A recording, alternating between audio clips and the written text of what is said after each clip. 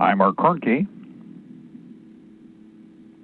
One day closer to victory for all of our brothers and sisters, both on and behind the lines, in occupied territories, southwest, northeast, south, and north. Ladies and gentlemen, you are listening to us on Libertytreeradio.4mg.com, Liberty Tree Radio on YouTube, live stream, and we are on AM and FM micro stations, AM and FM conventional stations, CB base stations, and UltraNet, Hallmark and Golden Spike Technologies, east and west of the Mississippi, along with Alaska. Good afternoon to all of our friends out there in the lower 49, which includes the great state of Jefferson, along with CONUS, the outlying two states, the territories, and the clock. It is 5:07 p.m. Eastern Standard Time.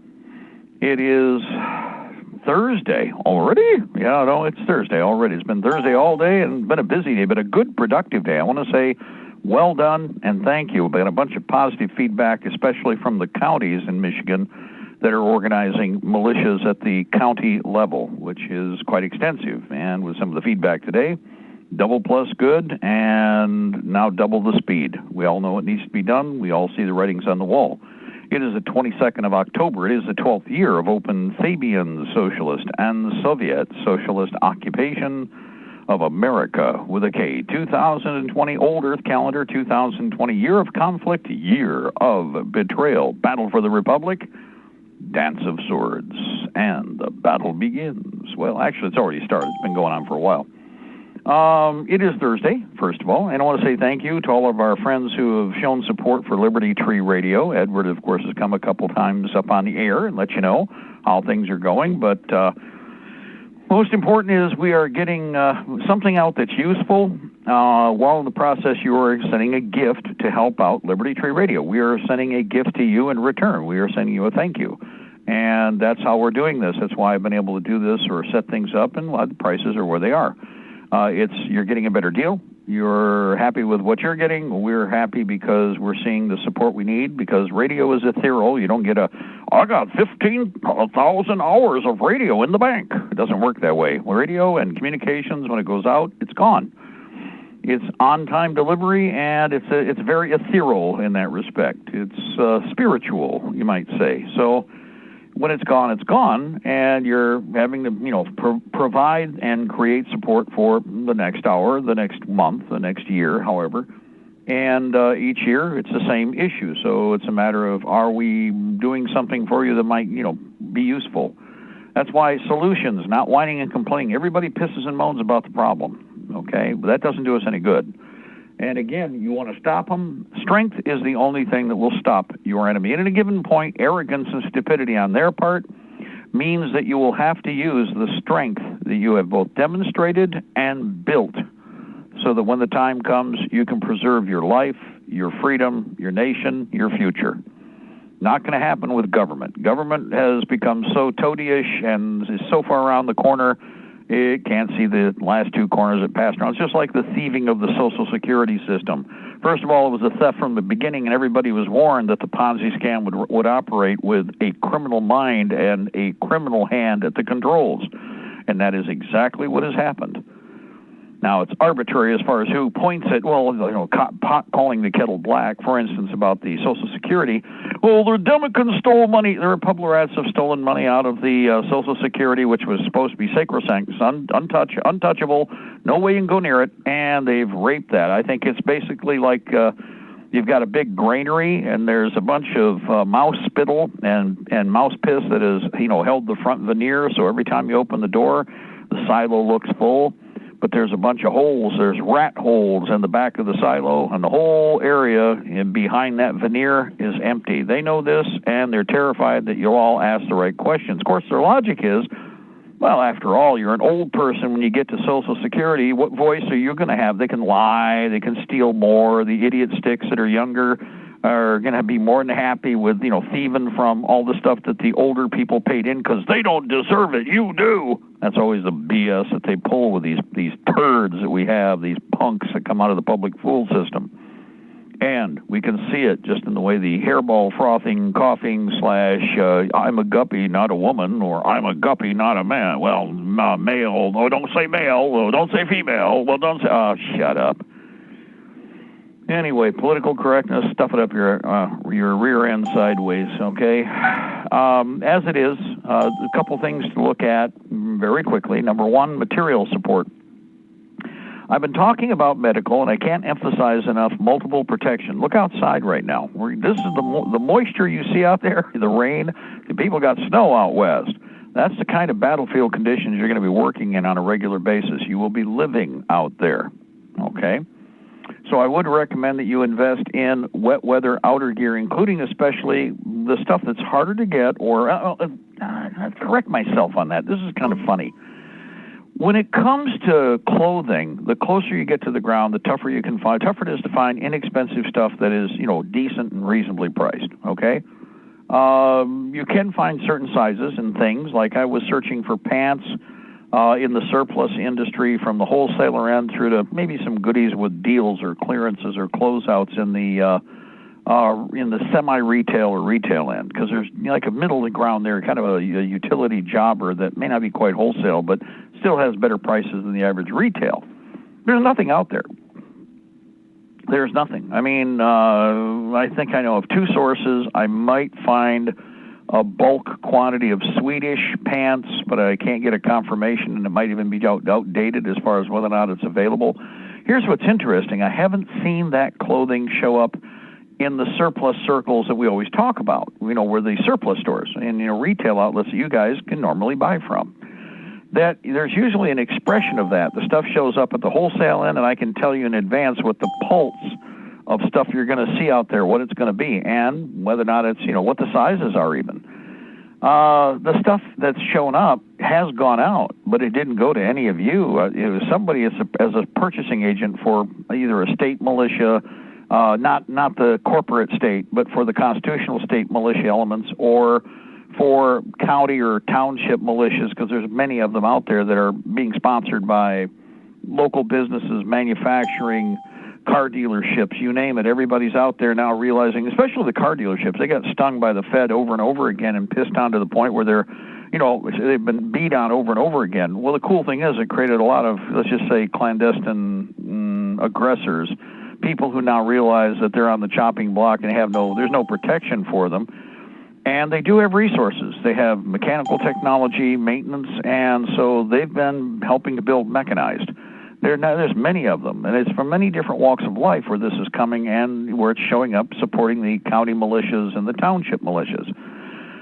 In the process, they've also brought forward other things that we needed to know about the scams coming in from the states and how the feds are trying to coach the businesses.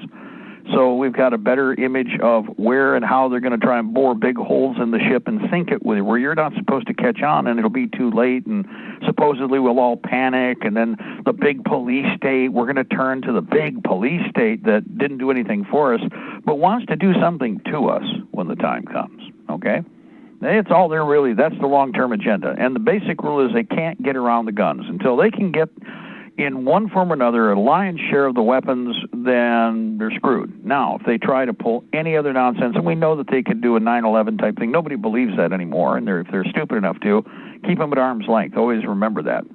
The 9/11 scam was done by the government, the Israelis. It was 100% designed to promote a bigger police state. It made no sense afterwards. I've always said with 9/11, Saudi Arabia, everybody goes, well, you're not for the war. You're right, I'm not for a stupid war. I'm for a surgical hawk war. And after 9/11, if you listen to all the BS that they generated, well, you know what? I'm going to tell you something. Saudi Arabia should have been a glass parking lot 7 days later. Right? See, I'm hardcore. Oh, wait a minute. That's not nice. Yeah, it is. The official stories and all the BS they generated to lie to everybody and beat the gong to get you all to sign up so you could die in the wrong parts of the world. Well, why would we even need to do that? Saudi Arabia is kind of barren.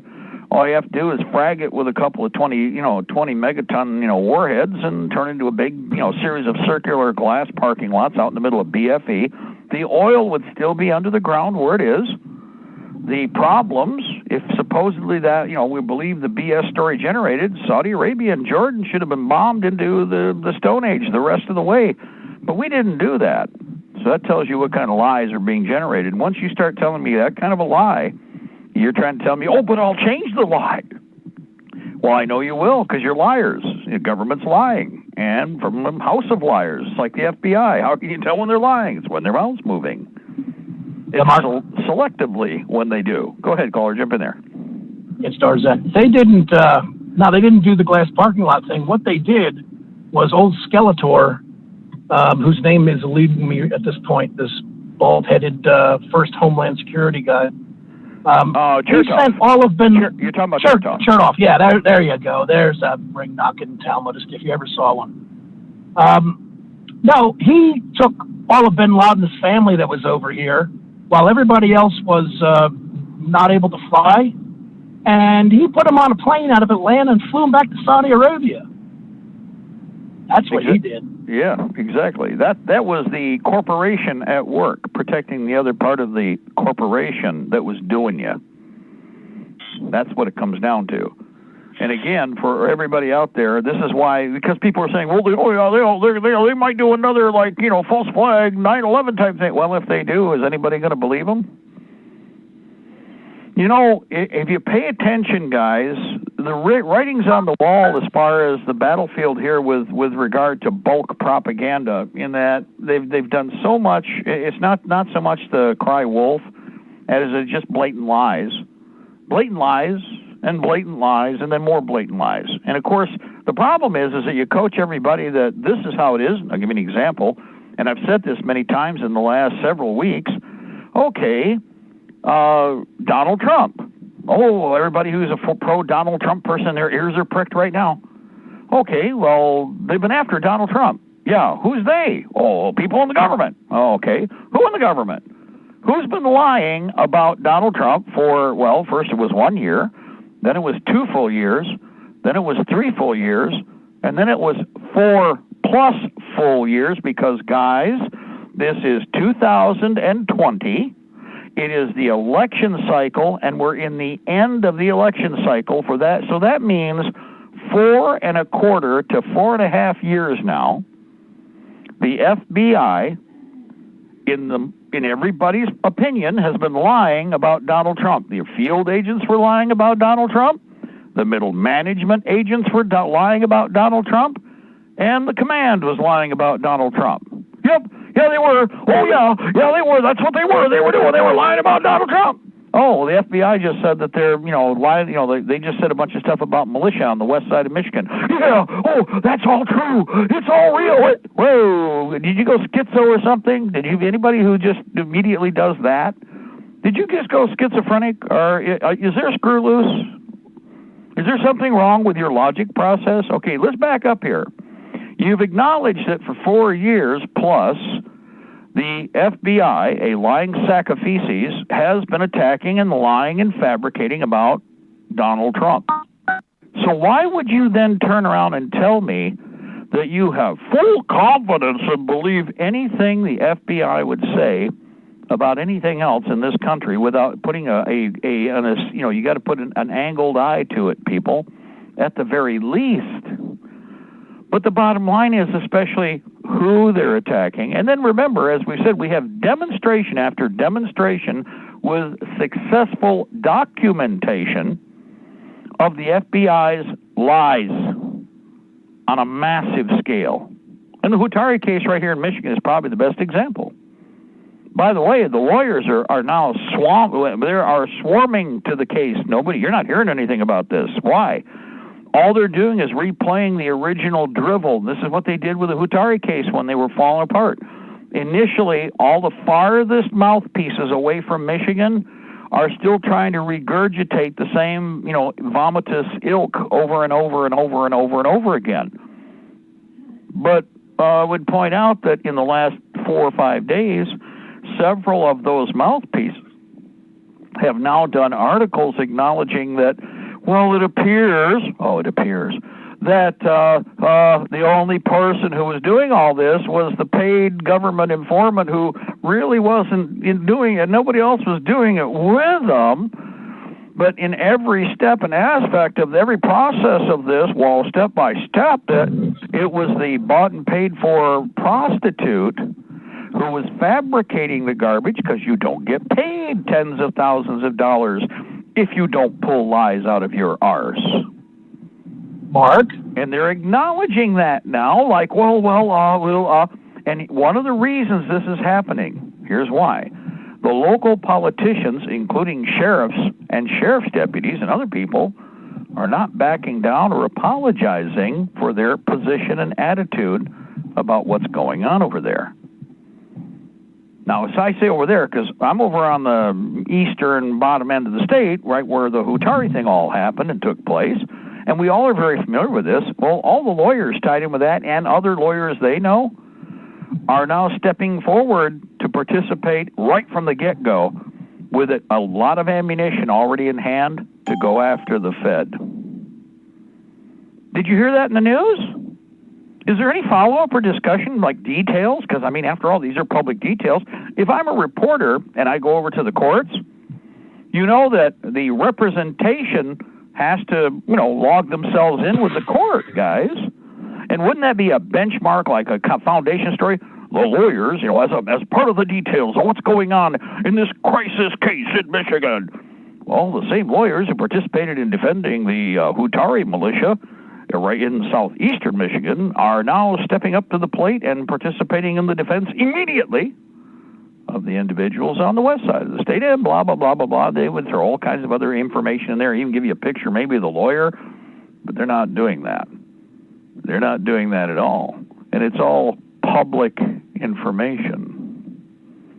I hear a voice. Caller, jump in there. Go ahead.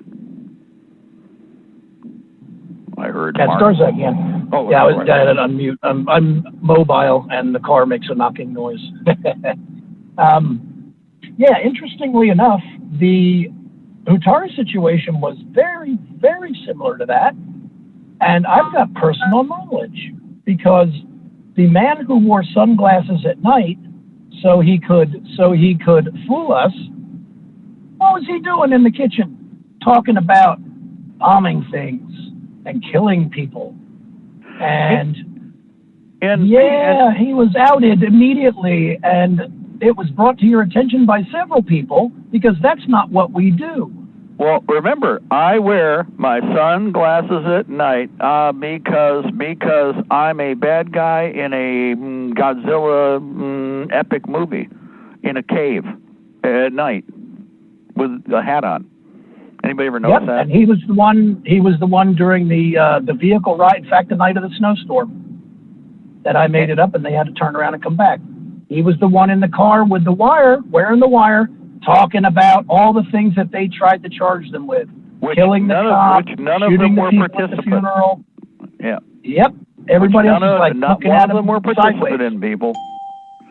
Oh, and if anybody wants to see this goon, all you need to do is go to your DuckDuckGo search and search out Hutari militia and look under photographs.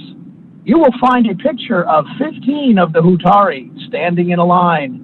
Some are kneeling in the front. In fact, the Honorable Constable is with them. And if you look in the back row on the right side, you will see the only person wearing sunglasses. It's not at night, but he's the only person wearing sunglasses. That's our scumbag. And if you look at another couple of pictures, you'll find one with like 5 or 6 of them. And the one holding the flag, the Hutari flag, he doesn't have his sunglasses on in that picture. You can get a really good idea what he looks like.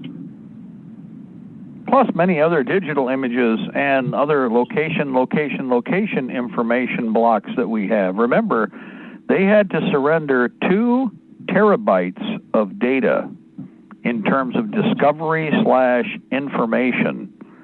And their logic is, and I don't know how this, it's funny, they intentionally use technology they believe can't be, split/compressed, which is what they do.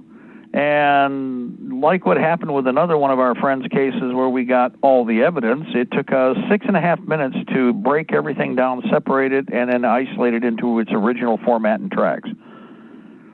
But they intentionally do it under the logic that most people, and it's true, a lot of people are going to get frustrated because they can't access the data. These are all the things, guys, that they do in their scurrilous, bottom-feeding ways to try to, get, exact revenge. We lost, but we're going to do this.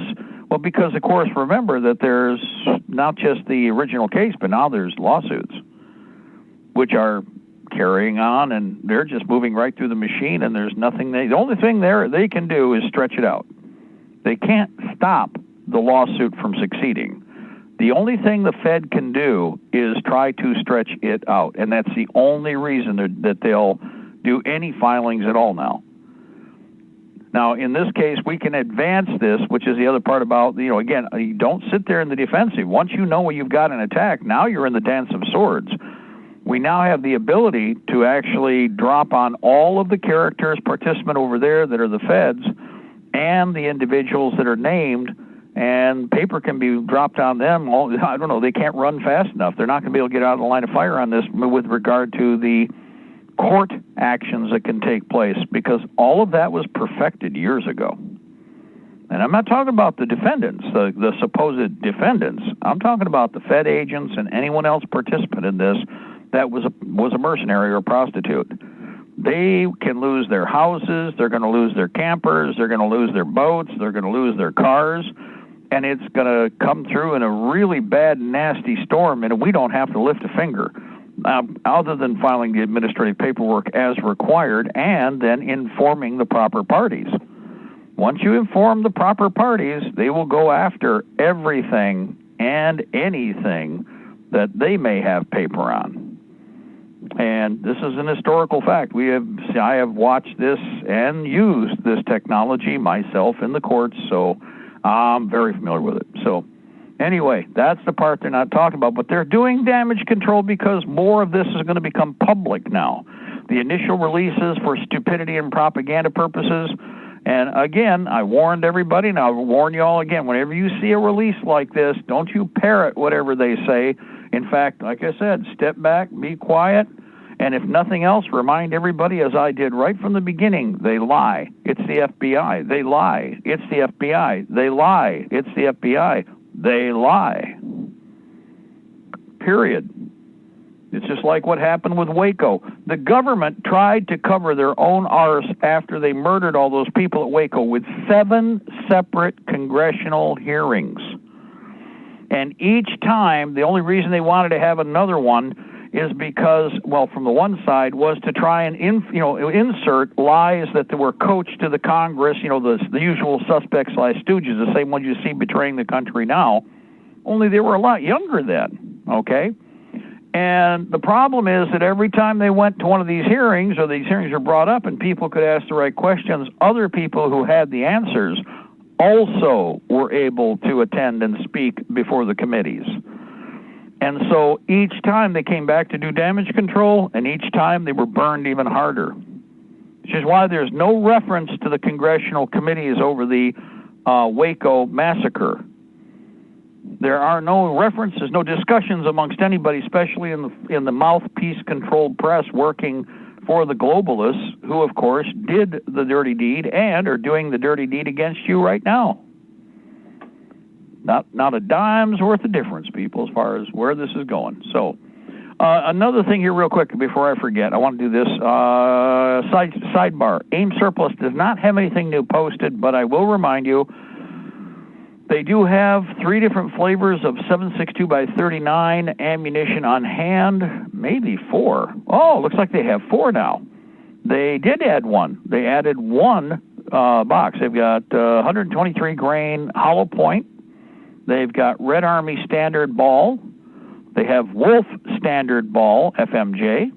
And they still have some of the soft point. Now, of the 3, the soft point for a lot of you guys that are going to be doing the Bambi shooting this year, if you're going to use that SKS or AK for hunting, which you can, it's a very, very useful rifle. You may already have it decked out with proper optics, whatever you want to use.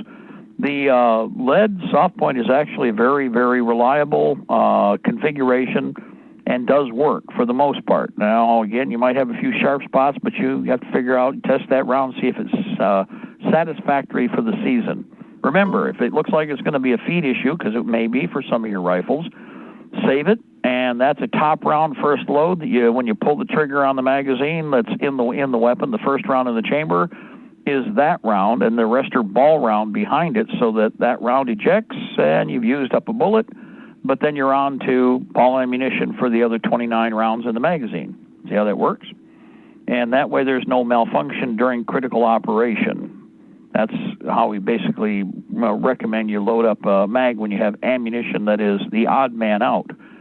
Another thing here real quick is I understand that they may have gotten some, and I don't know if they got them in or if they got something that they had that was probably part of somebody else's order. Remember, some of these companies, they sell weapons sideways to other FFLs. Might want to check Classic Firearms. Now, somebody sent me a little email, said, hey, Mark, it looks like they got a little handful of SKSs over at ClassicFirearms.com. So, again, being the most affordable rifle of the bunch for the price of anything out there in 7.62 by 39, if they do have any of the SKSs in, then and we're going to have to keep an eye on this. They may be in and gone just as quick, guys, as they showed up. I would not be surprised, okay? I'm looking real quick here. I don't see it in the military category of rifles. No, it's gone. Yeah, they were Serbian SKS, police SKS carbines. There was a handful of them. I see what he was talking about now. And whether or not there are any more, I do not know, but there was a clutch, apparently. With slings, I don't know what the price was.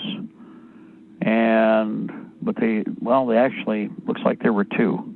So anyway, keep an eye on Classic. That's all I can do. I can't do this for you. You're going to have to watch yourself. If you needed another SKS or if you wanted a 7.62 by 39 rifle to take advantage of all this cheaper ammunition that's out there, notice, as I pointed out, there are 4 different loads of 7.62 by 39 at AIM surplus alone.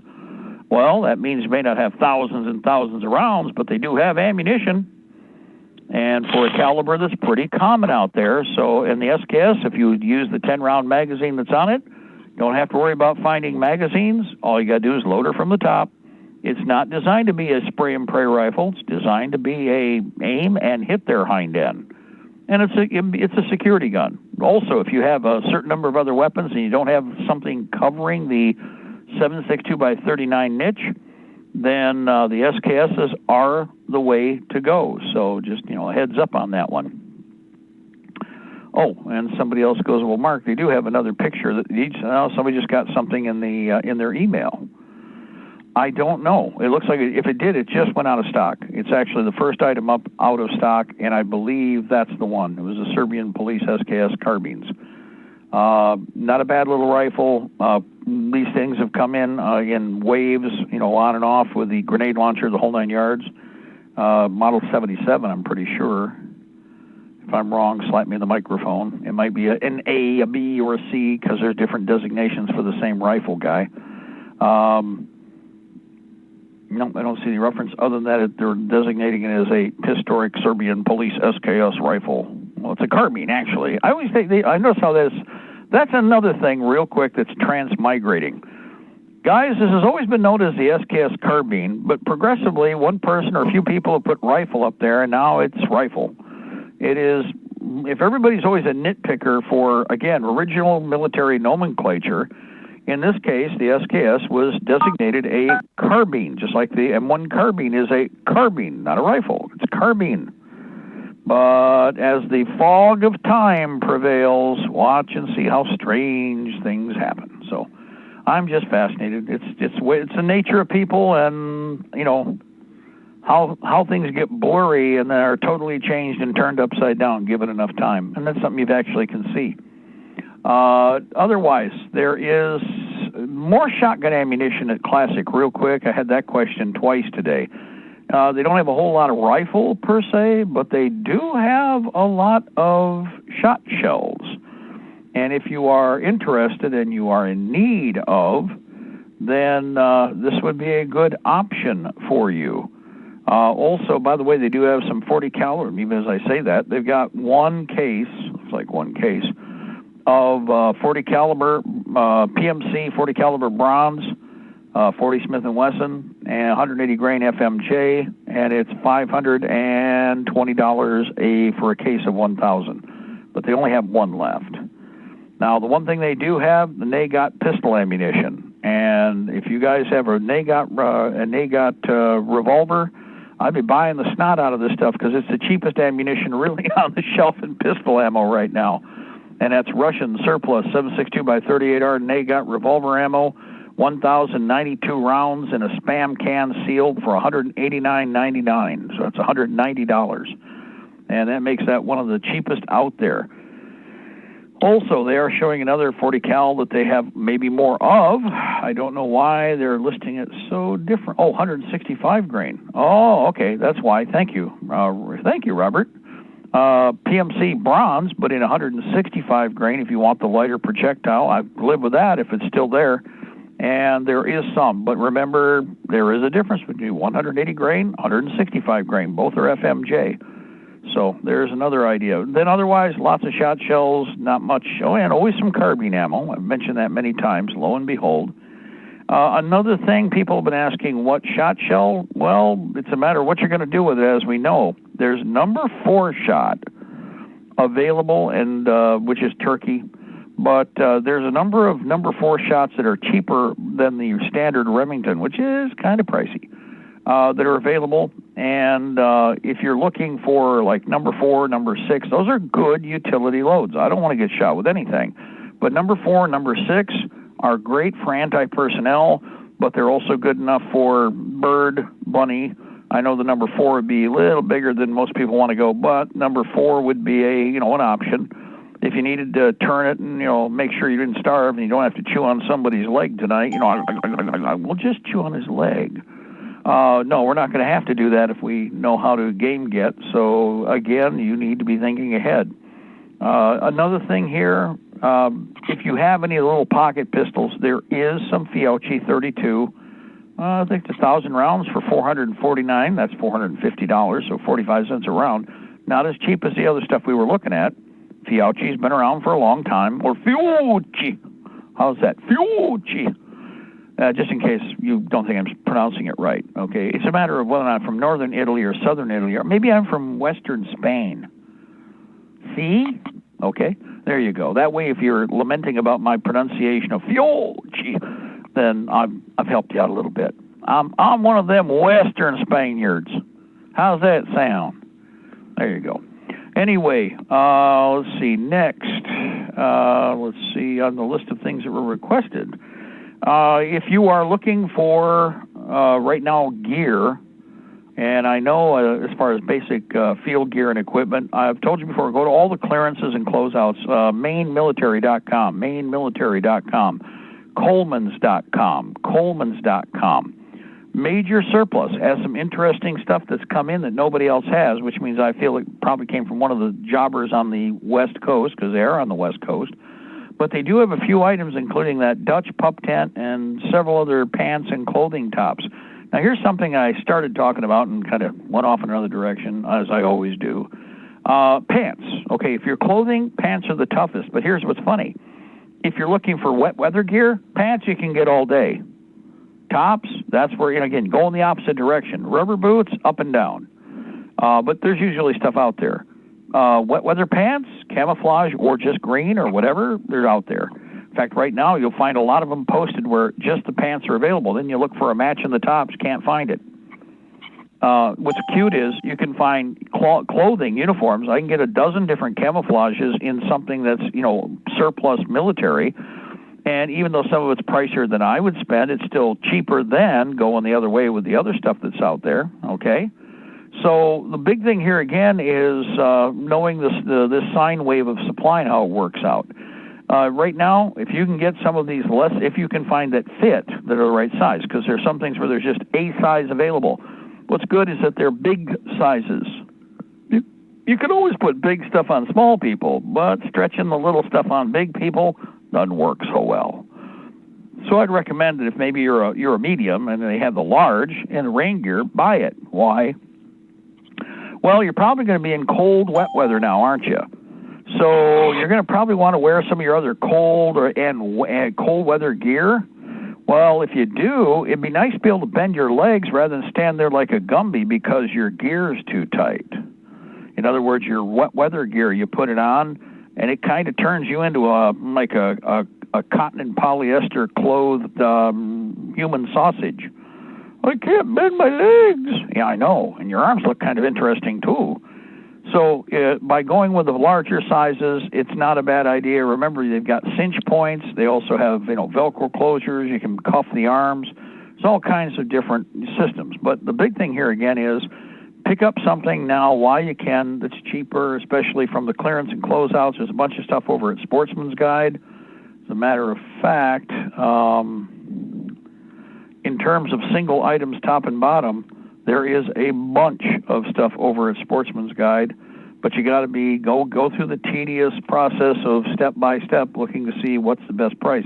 I'm not impressed with any pants. They're all high, for the most part. There's not a whole lot in the way of rain or wet weather gear tops and bottoms that are any reasonably priced. A lot of those were available a few months ago, but you guys have eaten them up. Somebody has. They've cleared off the shelves, so to speak.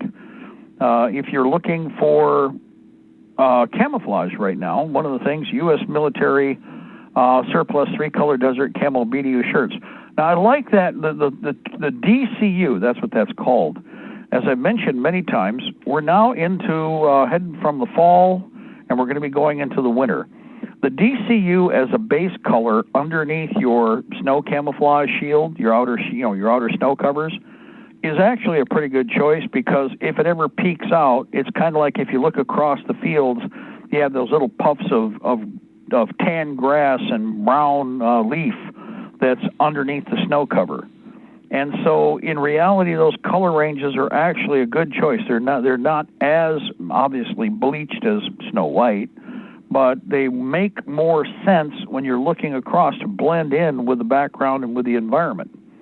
So that's why I do like the DCU or the 5-color chocolate chip desert pattern for, Michigan fall and Michigan winter. Both of those have good color ranges, especially since the greens are all going to disappear the rest of the way here. Right now we've got yellows, oranges, browns. The Swiss alpine flage is in its own. This is where the Swiss alpine uniforms are predator uniforms. They really are. You just absolutely disappear. Don't forget, on the most of the first model of Swiss alpine flage coats, which have the hood, most of them still have the roll-down camouflage screen that is in the same camo pattern as the rest of your gear, and it was a standard item on their uniform. So you actually have face cover built into the system, which is pretty stinking good. Now, again, these work really well. Later on, that russet is going to disappear to a degree, but through the winter, we have sumac, we have a lot of leaf that hangs on, including brown and dirty oak. As far as the color goes, it's, you see any range of russets to browns in the oak. And the oak, remember, it blooms first, drops last. So through most of the winter, you're going to have, especially where we are down in the southern part of the state here, we have a lot of ground scrub oak. And between all of the browns, russets, and whatever, even the Swiss alpine flage works pretty well through the season. Plus, it's a little heavier piece of clothing, the way it's set up, so it actually offers a little more protection in terms of, from wind bite. That's another critical issue. Otherwise, next, now, okay, hold on, we got a question there. Yes, okay, I'll go back. Go back to Sportsman's Guide real quick. I'm not going to leave them yet. Italian military surplus carabinieri vest plate with Kevlar. They're in stock. They're $27 a piece. They are in decent shape. Everybody that's seen them likes them. They will not work with all the armor that's out there, but if you got any of the Polish over the head, over the, front back panel, not the zip type, if you got the front back panel, Polish or Hungarian or the Brit tactical vests that were flak vests, or they're calling them flak vests, or in some cases they're level 2, but more like stab armor. Well, if that's the case, what's interesting is most of them, we know the Polish ones, these panels will fit. The large, the extra large in the British DPM camo, this panel will fit. So you can upgrade those vests for $27 and put shock armor that goes not only around the center of the system, right around the torso, the center torso, upper, but also it's a beveled panel side, and it offers protection around the gut. And that's especially critical. So if you're looking for a way to upgrade without spending $400, $500, $600, because you just don't have that, if you're also having to buy weapons, ammunition, medical supplies, maybe you're buying another truck like I recommended, or a pickup truck because you don't have one, you should buy a truck, a van, I don't care what you get, SUV, but you need a tactical vehicle to help improve our overall strength and so that you have lift capability when the time comes for your tactical needs. Okay, trailer hitch, the whole 9 yards would be a real good idea. So, again, there's Suburbans out there, there's Fords out there, there's Dodges out there. Whatever in your area is reasonably priced and serviceable. That's the big thing, okay? And, thank you, I should have done that, qualify. Number one, the vest we're talking about is a British military surplus DPM ballistic flak vest with plates, used, $85.50. Now, that is the British military surplus DPM ballistic flak vest with plates. They are in the extra large, will fit the panel I'm going to mention next. Italian military surplus Carabinieri vest plate with Kevlar, used, but everybody's got them, says they're really nice shape. And they are $27. Oh, they're $26.99. I'm going to throw the penny in. There you go, $27, okay?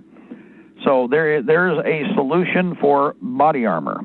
Now, another thing, I had 3 or 4 questions of something I did mention a couple times, and it's the ballistic blankets. Well, where to find them? Here's what I would do. Number one, do a search for surplus shops around Fort Knox, Kentucky. Now, Fort Knox is idled down dramatically from what it was, as we know, but there's a lot of surplus shops, not as many as there used to be. I've been told that, the sidewalks are rolling up in the area. That's going to happen over a period of time because of the shift. But Fort Benning, Georgia, or anywhere out by Fort Sill. Okay, I don't know about Fort Sill having as much stuff, but also for you guys way out on the left coast, anywhere out in the western and west coast disposal points for the DoD, you will find in those areas that these guys, the older surplus shops, actual stores, that are piled up with junk. They usually have vehicle parts if you're lucky. That's like Coleman's, okay? Coleman's.com. These blankets were made originally for the M113 and for other support vehicles that were in the same family, and they actually have grommet holes so that what you did is when you were doing maintenance, you took these down and you moved them around, did whatever you had to do, or you could drop them down so you could change wiring, fix something that was battle damaged or whatever. But these were an add-on, and the grommet that they used is there's 3 or 4 different models, but they still work with the same grommet hole. The basic one is the half-moon turn type key, and it's kind of like what you see on some of the surplus equipment. It's not a dot system. It's a peg, a flat peg where you line the thing up, you push the grommet through, turn the thing perpendicular and flop it over, and now it's locked in place. The idea behind this is that in the event something burns its way through the outer armor, whatever you had, I don't care if tank or APC or air defense battery system, that the Kevlar was designed to take part of the spalled and hit up, okay? And spalled is a combination of material that's at high velocity but also molten. Always remember that. Typically it'll cool fairly quick, but still hot, burn you no matter what. Good thing is that in a way that's actually, it's not really a bad thing, because if it's burning, it's cauterizing, and if it's cauterizing, there's no bacterial growth or leave behind. That's a good bad thing, because if you're getting hit with something that bad and nasty, it's probably going to kill you. My dad was saturated like that from an explosion with a kamikaze on his destroyer, and he was at point-blank range with the thing, and pieces of the ship and pieces of that plane were in micro dot form when they blew out it and were virtually molten pieces of metal. They saturated him, and for the rest of his life, he could be standing there, and a piece would finally come to the surface, and he'd pick it out of his flesh. That's what it does. It goes in. The only thing, the doctors aren't going to take it out, because what happens is it is treated as an internal burn. Literally, your body encapsulates the foreign material with a callus/skin type material, and then it proceeds to try and move, I'll bet slower than molasses sometimes. It tries to move and eject the foreign material through progressively the body pushing it out of the system, through the muscle, through the flesh wall, inner flesh, and then the outer skin tissue. My dad would have that happen all the time. There are some spots he could feel that never did come quite to the surface, but I mean, come on, he was hit in 1944, and we're talking about still having pieces come out of him right up until he passed away, more than a few years ago. And that happened to me, Mark. I had a car wreck when I was 17. That was like almost 40 years ago. And just about 3 days ago, I had a piece of glass come out of the side of my face. Yeah, one more piece that you just didn't quite, you felt a bump there. Maybe not. But it worked its way out, didn't it? Yep, it's been doing that for the whole time since I had the wreck. Yeah. So again, guys, the good thing about an explosion or spalled with a vehicle hit is when it goes in hot and it's sterile. That's the only difference between that and kind of the injury you had. The bad part about it is that, remember, the material is at room temperature, so to speak, and what happens is it can actually drag other foreign material in, and that's what creates additional internal infections. Even if they're not critical or life-threatening, they can be health debilitating, which is another issue. So, again, we're off the Kevlar panels, but this is part of what you're worried about. If you are going to deal with it, here's what happens, and don't think you're going to die necessarily. It's amazing how much people can survive. Okay, I know a lot of guys that were treadheads in World War II. They're long gone, and more than half of them were hit with something inside the tank when their tank was hit by a round. Sherman tanks got slaughtered left, right, up, and down. And the crews, took a beating. The guys that passed away, I helped bury. And I know, in fact, I can picture every one of them. I try to honor their stories every once in a while because they're not around to talk about themselves. We can remember them that way. But anyway, the Kevlar blankets, they're different sizes. They're not typically, and this is kind of weird, I've not seen too many of the odd or oblong cuts, because there are some cuts that are angles. But mostly the stuff that gets out or stays out in circulation are the rectangular and square pieces that are fairly large, anywhere from as little as 3 foot by 3 foot, or 3 foot by 6 foot, or 4 foot by 6 foot. It depended on what the size, obviously, of the internal panel is. Now, remember, some of the vehicles, like the M113, has a sister vehicle that is a command post vehicle. Well, you can stand up inside, and it was the CPs look like a big box that's been stuck on the top of the regular M113. Well, that's exactly what they did. So there's more space internally to cover, and therefore, that's why you find these larger blankets. The neat thing about these is, yes, they will help to reduce shrapnel, exactly what they were intended to do, spalled, and also will help to slow down bullets a lot, contrary to everybody thinks. Now, somebody goes, well, they're not bulletproof. Well, we've walked everybody through this over and over and over again. If you have a Kevlar blanket and you put it behind whatever other armor or whatever else you have in the way of material to protect you, everything is slowing down the velocity of a bullet. Nothing is bulletproof, but it is bullet resistant. So the better you armor everything up, like I've said, those Kevlar blankets come in really handy as final point defense, say, inside the shell of a pickup truck, or in the back end of an SUV, or if you just had to do a quick improvise, which is what I would do right now. You take the ones that I have, which are the width of the inside of a Chevy pickup truck or a Suburban. The whole panel gets draped over the last seat. not the second middle seat. You drape it over the back seat, farthest to the rear. Now, when you drape it, it's long enough that it'll hang over the whole back of the seat, and it will hang forward to the butt, the crack of the back of the seat.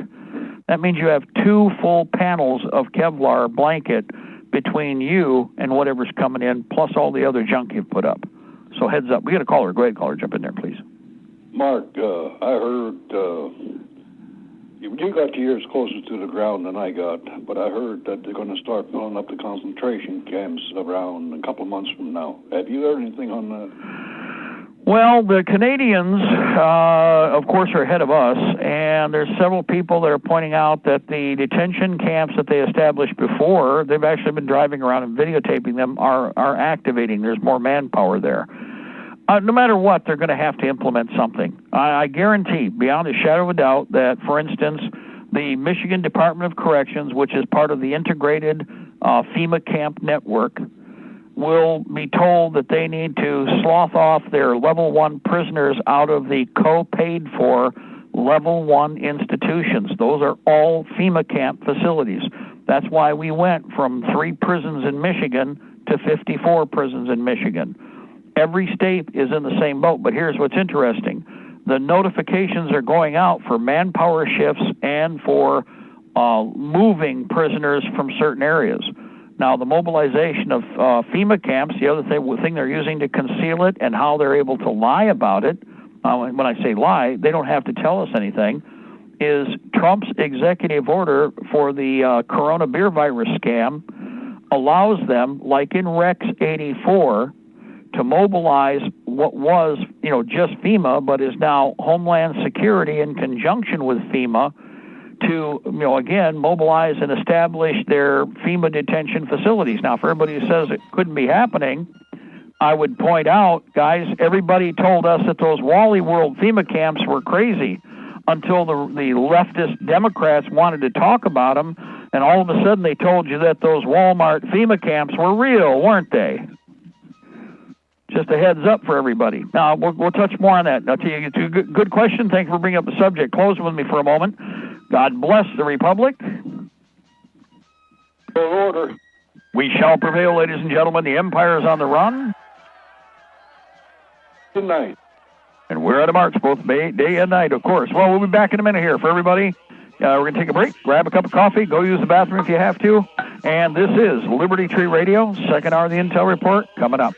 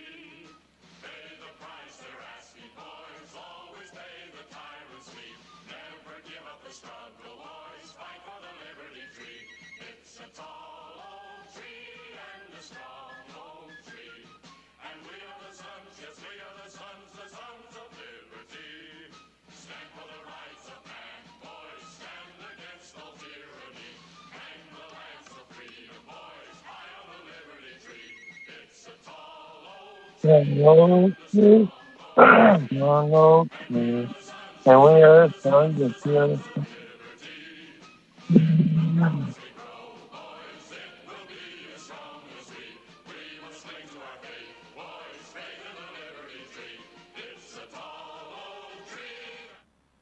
Liberty's Guardian, Guns and Ammunition, a family-owned business located in the heart of Ohio's hunting country. Let us help you find the right shotgun or rifle for you. Or if you're looking for a pistol or concealed carry, we have a nice selection of compact and subcompact pistols for that too. Check out our website at www.libertiesguardian.com. That website again is www.libertiesguardian.com. Go to the website and check out our selection today. We all need to prepare ourselves. You might have the food, water, gold, and silver, but ask yourself, are you truly prepared? That's why you need to visit MaineMilitary.com. MaineMilitary.com carries everything you need. Gas masks, fire starter kits, high-capacity magazines, chemical suits, military surplus items, and much more. Do you own a firearm? MaineMilitary.com has a large selection of pistols and rifles suited for your needs. Are your local stores sold out of ammunition? Call or visit them today for prices on hard-to-find ammo and bulk ammo orders. You don't need to worry about having a military surplus store in your area because MaineMilitary.com is the only store you'll ever need, all from the comfort of your computer. Visit them online today at MaineMilitary.com. That's Maine, like the state, military.com.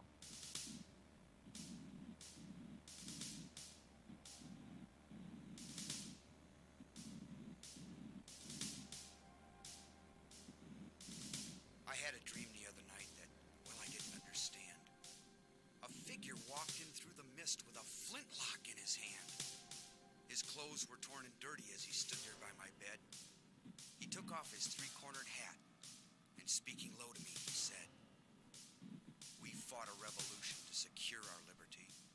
We wrote the Constitution as a shield from tyranny. For future generations, this legacy we gave. In this, the land of the free and home of the brave. The freedoms we secured for you, we hoped you to always keep. But tyrants labored endlessly while your parents were asleep. Your freedom's gone, your courage lost. You're no more than a slave. In this, the land of the free and home of the brave. You buy permits to travel and permits to own a gun. Permits to start a business or to build a place for one. On land that you believe you own, you pay a yearly rent, although you have no voice in saying how the money's spent. Your children must attend a school that doesn't educate, and your Christian values can't be taught according to the state. You read about the current news in a regulated press, and you pay a tax you do not owe to please the IRS. Your money is no longer made of silver nor of gold. You trade your wealth for paper so your life can be controlled. You pay for crimes that make our nation turn from God and shame. You've taken Satan's number. You've traded in your name. You've given government control to those who do you harm so they could burn down churches and seize the family farm and keep our country deep in debt. Put men of God in jail. Harass your fellow countrymen while corrupted courts prevail. Your public servants don't uphold the solemn oaths they've sworn. And your daughters visit doctors so their children won't be born. Your leaders send artillery and guns to foreign shores and send your sons to slaughter fighting other people's wars. Can you regain the freedoms for which we fought and died? Or don't you have the courage or the faith to stand with pride? And are there no more values for which you'll fight to save? Or do you wish your children to live in fear and be a slave? O sons of the Republic, arise, take a stand, defend the Constitution, the supreme law of the land. Preserve our great republic and each God-given right. And pray to God to keep the torch of freedom burning bright. As I awoke, he'd vanished in the mist from whence he came. His words were true. We are not free, but we have ourselves to blame. For even now, as tyrants trample each God-given right, we only watch and tremble, too afraid to stand and fight. If he stood by your bedside to dream while you were asleep and wondered what remains of the freedoms he'd fought to keep, what would be your answer if he called out from the grave? Is this still the land of the free and home of the brave? God bless you, and God bless this republic.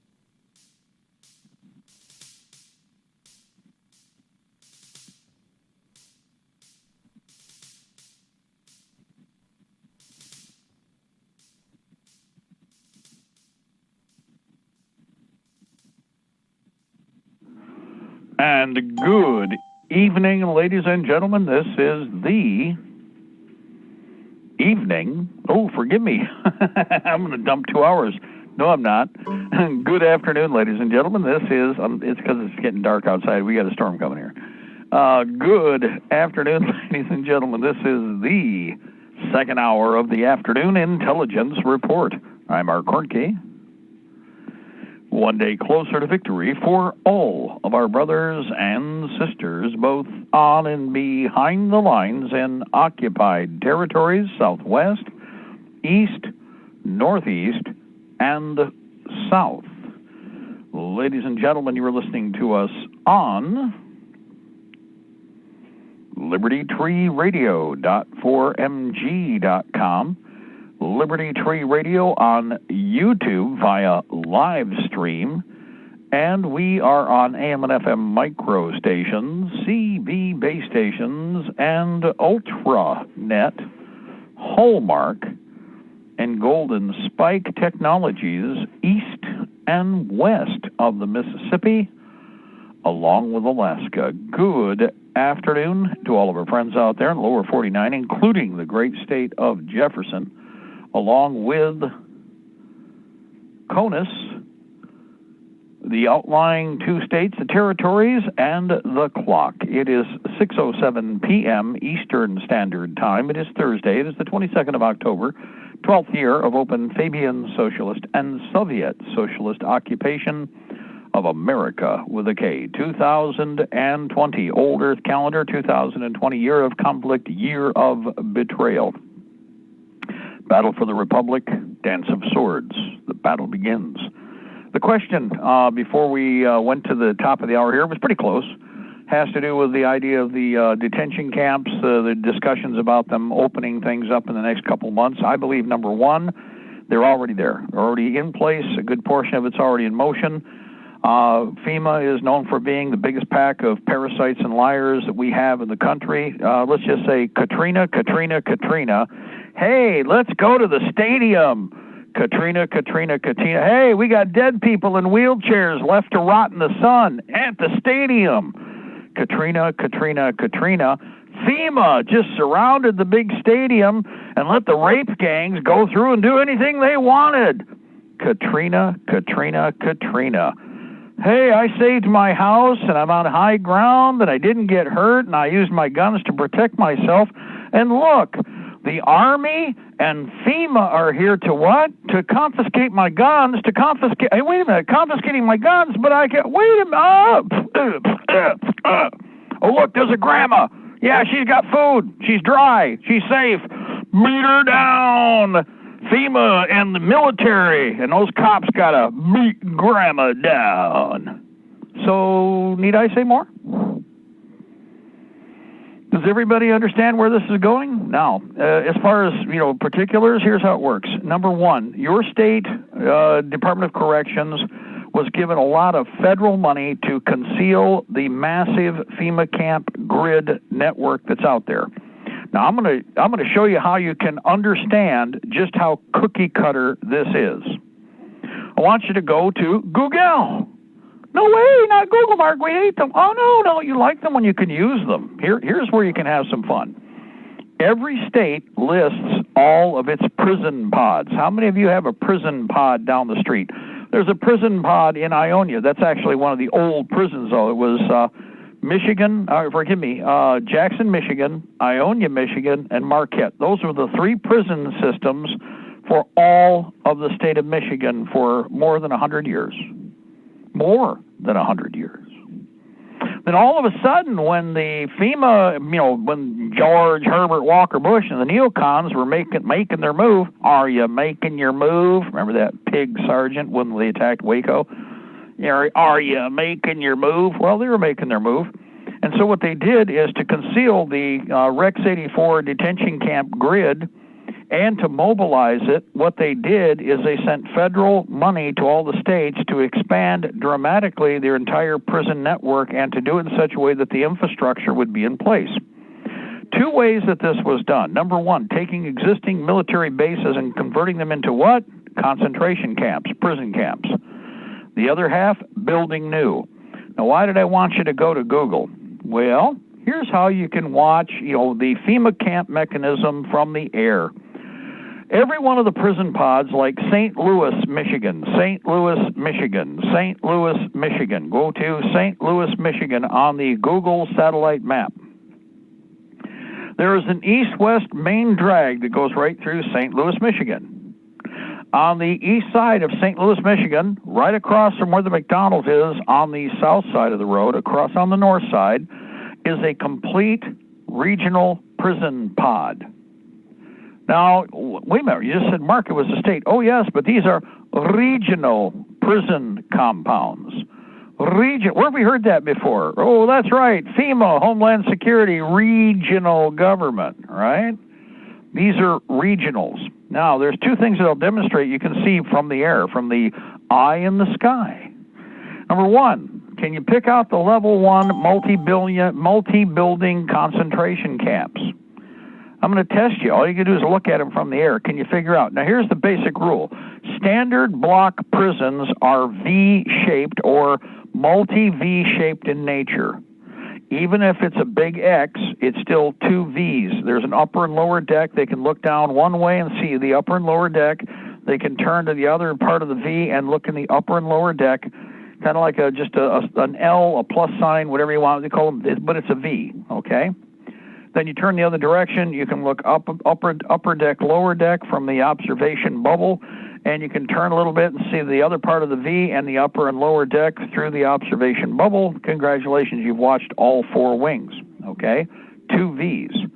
Anyway, those are the big complexes, and the big ones you see in the Michigan prison system, just like the Ohio prison system, just like the Pennsylvania prison system, just like the New Jersey prison system, just like the North Carolina prison system, just like the Florida prison system, just like the Alabama prison system, just like the Texas prison system, just like California prison system, just like the Nevada prison system, just like the Arizona prison system. They're all exactly the same.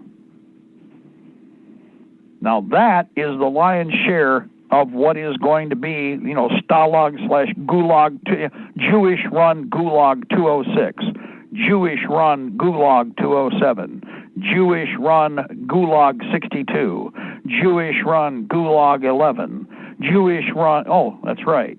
Remember, because all of the rabbis ran all of the gulags in the communist system.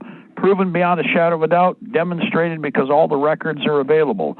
A rabbi ran every concentration camp in communist Russia for its entire duration. The rabbis! But you're not supposed to know that. Uncle Mark just told you something. You didn't hear that. I can't accept that. I can't hear that. I can't hear that. I'm sure the people who have their ears stuffed aren't going to listen. But it's okay. Some of you heard, right? Now, in addition, there are the mobility camps. Now, mobility camps are part of the enforcement grid. Now, I covered this to a degree in American Peril, but there are some parts that I covered progressively in American Peril 2 and American Peril 3. In American Peril 1, we had, there's only so much you can do in one sitting anyway. Come on, guys. People will listen, but not everybody's going to want to sit and watch it on a big screen. The whole idea behind this is that the fixed locations were originally the skeletized cadre structure of the FEMA detention camp system. Once they mobilized it, they have been on standby, hoping to bite at the rest of America at some point. Well, they're obviously in motion to do that now. Okay, this is that in the sine wave of pluses and minuses. We're now in the high point. Obviously, they've set everything up to try and create this national crisis. The fixed locations, which are already expanded upon, constitute only about 40 to 45% of the overall detention camp grid when it's mobilized during what is the enforcement and then progressive extermination phase. Now, what do I mean by that? Well, you have to have a system for rounding everybody up, and if you're looking at doing the Red Terror type operation that the FBI, ATF, federal marshals, they're all communists, working with their other fellow communists at the state level and the international level, they need to have a mobility deployment element, which they do, that is what we would call it in military circles, you would call it, or in other circles, it would be considered the retail asset. What do I mean by that? Well, it's where the people meet the helicopter or people meet the detention camp truck to get them to the processing cycle, which is again, first there are forward areas, then there is processing and culling. In other words, they'll be exterminating and executing some of you in the transport phase. We're all on the list on that. And then eventually you have the holding or progressive phase 1 sorting, and then you have long-term detention and reindoctrination / also extermination. And that's what the FEMA camps that the states are running right now, the level 1 prison, level 1 unsecure, and level 1 secures, along with even the level 2 secure. Level 2 is where the crossover is between the organized crime / real hardcore criminals and people who are considered minimal risk, but that's the teeter point, level 2. Many of the military facilities that have been converted to prisons are typically level 2 prisons. Now, they always have a level 1 prison next to a level 2. Everybody goes, well, why would they do that? Well, it's not just for cycling prisoners out. You can give them a doggy treat by telling them they've been a good boy, and because of the numbers, they can cycle them over to level 1. But they need prisoners to be labor outside the wire. Level 2 and above prisoners typically do not get gate passes. They aren't going to be leaving the institution unless there's a medical emergency or something like that. So they need level 1 FEMA-type compound, or in the case of the state of Michigan, fixed but small structured conventional level 1, which are secure, unsecure capable. In other words, they don't need to be chaperoned. They can be let out on gate pass. They go out and mow the grass. They run the offices. They sort the mail. They do payroll. They do everything. Okay, literally everything. Everybody else diddling their butt and basically rotating on their hind end and watching the prisoners do 90% of the work. That's typical for the system. Okay, give me just a second more. The critical part about this is that the level 2s are, remember, also military, so they're also attached to aviation compounds. If they're not directly attached and still the base is, has the airstrip, within the circle of the secure site, it is in direct close proximity, because usually the compound that is the level 2 prison was originally family housing, NCO quarters, and obvious billeting for regular enlisted personnel. The mess facilities, the gyms, and everything else are all within the secured level 2 compound. Okay, now understand though, a lot of prisoners that are very, very extreme can end up in a level 2 complex. In Michigan, there are, I think, still 3 U.S. military facilities that were converted into detention camps, which would have been taken over by FEMA and the Fed when they mobilize for an attack of the kind they're planning right now.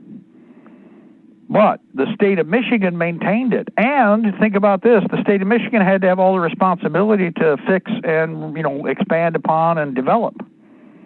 So all the work was done by the states. But the Fed has direct access to retake, and under the contract, to retake the facility at their discretion, which they will. Anyway, go ahead and call her. I heard a voice. Go in there. Shelby from Oklahoma City. What you're talking about, the FEMA camps, I'll bring something up that most people forget. Back after Katrina, or shortly after, you had Hurricane Gustav, I believe it hit Texas, and they transported a lot of people from there to Oklahoma City to a old computer facility, warehouse, basically, here in Oklahoma City, and turned it into a FEMA camp, basically. And they gave everybody armbands that had barcodes on them. They bust them in, dropped them off. This facility is also right next to railroad tracks. Obviously, they weren't using the railroad tracks. But if people also look at what you were talking about, they have air support landing sites nearby, or there could, not always, but there is usually some railroad tracks right next to most of these facilities that aren't really used very often, whatnot. But something more recent, Mark, I posted this back when the coronavirus, back in March. I saw a news story. The title of the news story is "Shuttered Prison Turned into COVID-19 Health Center in West Central Minnesota." And this was posted March 25th, 2020, where they were taking a a shut down private prison and trying to convert it into a hospital for a quarantine hospital. But they, when you watch the video, they weren't removing the doors, but they were accessing the walls where they could have oxygen supply and stuff. Whether they actually used it, I have no idea, Mark, but just to go on the basis of what you were talking about. Well, as a matter of fact, let's not forget with not just the Y2K, although they did this for Y2K, everybody remember, and about the time that they had the Katrina issues, how many remember the steel bar shackle points along the outer walls of the cattle holding areas and warehouses?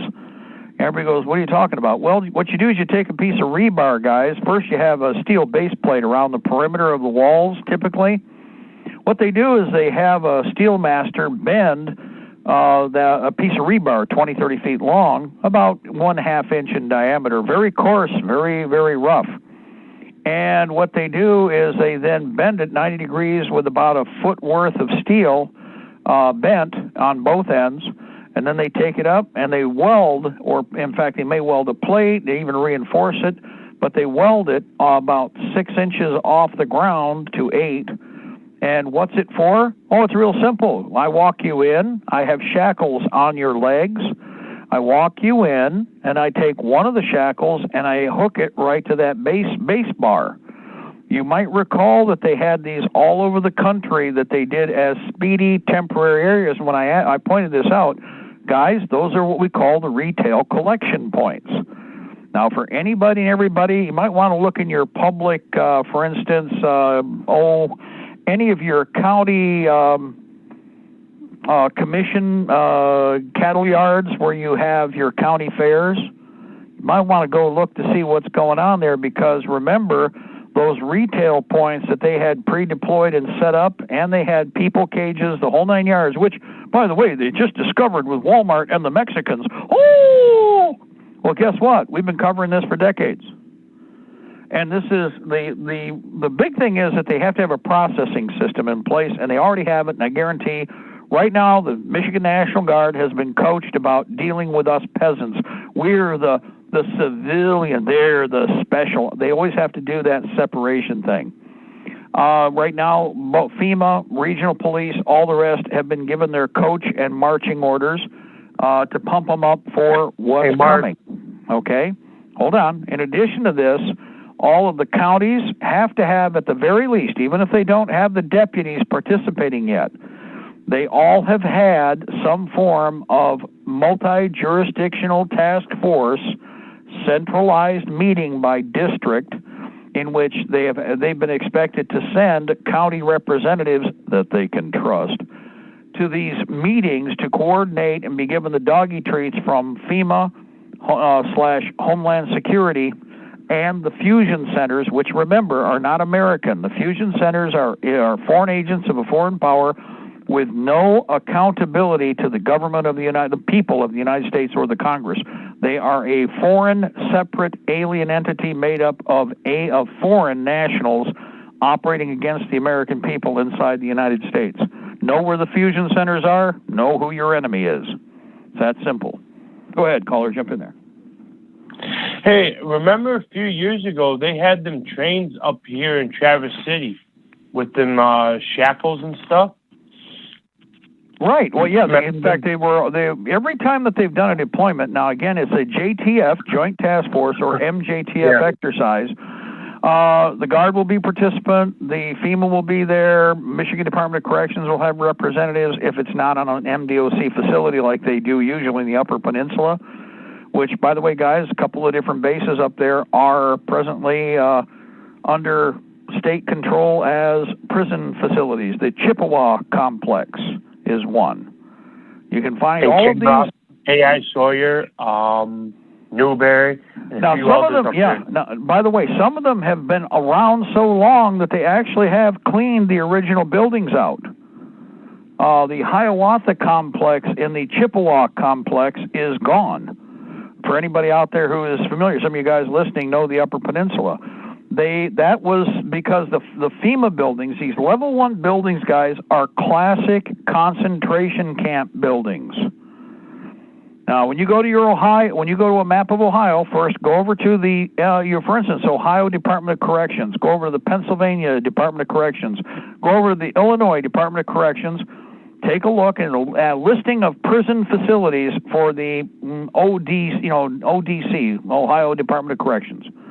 Then, taking that printout, which is what you want to do a printout on your copy your copy machine, your printer. Make a copy. Now sit that off to the side, and then go to Google and punch in each site and look at it from a God shot up above. Now, if you pay attention, they might break it down. Now, understand the way they do break it down in many cases, but people think I'm looking for several different buildings or several different complexes. They're in pods, as I mentioned, so a level 1, a level 2, a level 3, 4, or a level 3 and then a level 4, 5. There are some that are just level 3s. Each one progressively is a more secure site. And don't forget, as I mentioned, there are regional complexes, regional prisons. These are directly under contract to be taken over by FEMA as the equivalent to dispersed maximum security facilities when the Fed takes them over. That's why they're dispersed all over each state, and they're already pre-deployed. Now, there is a balance here. That's why we're doing practicing like Tom was talking about, is the pre-deployment or forward deployment operations have to be near, as was mentioned a moment ago here, railheads or aviation sites. Your municipal airports are a high priority for FEMA retail, either collection and then transport. As I pointed out years ago, the Shithook now has become the dominant aircraft. The Chinook heavy lift aircraft is now the norm, but still in minority in terms of our air fleet. Normally that is a wholesale, a low-end retail or an upper close to retail wholesale delivery system. It can move 64 people if need be, jammed in like sardines. And if you're a prisoner in the air, where are you going to go? Okay, guys, I want you to think about that. You're shackled, you're cuffed, probably bagged. You're going to be blindfolded, so in other words, you're going to have a bag over your head, and they're moving you from what is the forward area and trying to evacuate all of the captured personnel that they can as quickly as possible. If they don't execute, they will be executing, quickly in some cases. And this will be FEMA, federal police, and the foreign troops working together to execute Americans on American soil. It's going to happen. Don't tell me it won't. You're an idiot if you think otherwise. I'm going to say it flat out, looking at you. Hold on. Now, when they do this, they want to get the personnel out of the retail areas as quickly as possible. Why? Because when this goes to a shooting war, anybody in the forward areas can be recovered and can be repatriated. So the first rule is to try and round up, in other words, it's got to be you're caught flat-footed, you're all caught and stunned, and you're shocked and amazed. How are you going to be shocked and amazed with what you've been seeing? This thing is moving at molasses level, so when they do try to hit the switch, nobody is going to be, none of you should be surprised. But you got nothing to lose and everything to gain by shooting their ass when this starts. In fact, your first best choice, you better dump everything you've got. Use it or lose it if you're in the earliest stages of this. That's all I can say. And then remember, if you got a bunch of people, some of them were saying, they're not going to do me. The cops like me. Into the bus, into the truck. And they take them to that forward holding area. They've all had their epiphany. Now, some of them may still be in brain fart and never decide to fight but become totally spineless curs. Now, you got to sort them out real quick. But I would say most of the people who might have been in denial for a bit have now had their epiphany and are highly motivated to probably, if you point them in the right direction, kill some of the bastards that probably maybe killed a family member of theirs, maybe burned their house, maybe ransacked their house, maybe raped them, maybe murdered or raped somebody right in front of them. So those prisoners you've repatriated in that very early stage, they're not starved yet. They're not exhausted yet. Well, they might be tired, but you know what? They're going to get real motivated when you can tell them, here's a rifle, kill the bastard. In fact, I'll tell you what, just join Bob here. He's just going to be shooting the prisoners we take from the other side. How's that sound? Now, you see, that person's going to want revenge, and that person with the fresh idea of revenge on their mind is a really good fighter. That's somebody you want next to you. because he's looking for the person who did his family or the person who did his house or his neighborhood. And these asshats out there think they're going to do this. These idiots in uniform, these idiots in these departments think they're going to do this. So understand that once you're in the system, remember the basic rule about being a POW. The deeper you get into the the detention system, the harder it is to escape and evade. Right? First rule, don't surrender, don't get caught. Right? Don't surrender, don't get caught. This means fight hard, have a plan, be ready, keep moving, don't stop.